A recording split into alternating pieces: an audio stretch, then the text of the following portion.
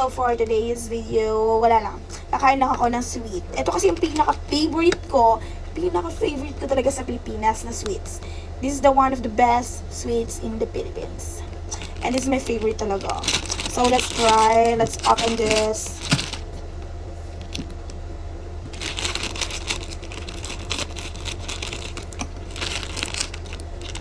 Try muna natin yung makapunan. Namiss ko talaga yung Pilipinas. Ang sarap. Namiss ko to. Ay, tuloy ako na sa Pilipinas, nakatungtong ng Pinas. Grabe ang sarap. Grabe ang sarap.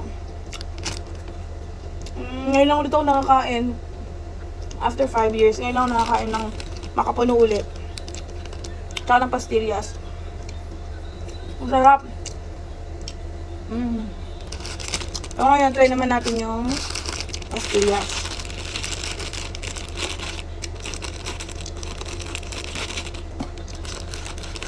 Let's try.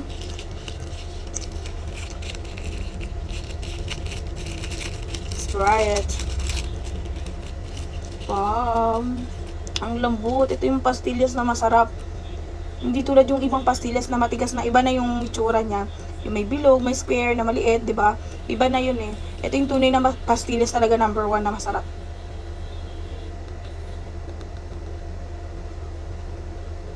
Ang sarap.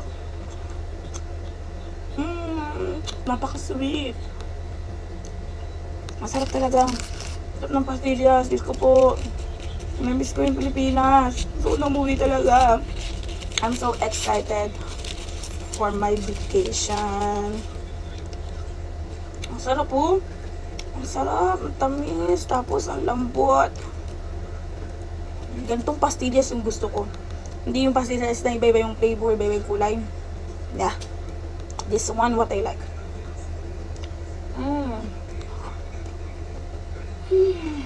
Ang sarap. Sarap. Ang tamis. Ang katanggal ng umay. Ito din masarap.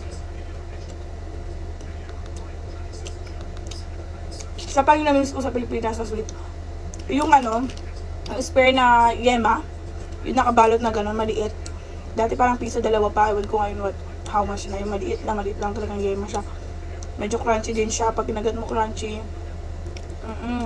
Crunchy na malambot. Gano'n, sarap. Makamiss yun. Satisfied.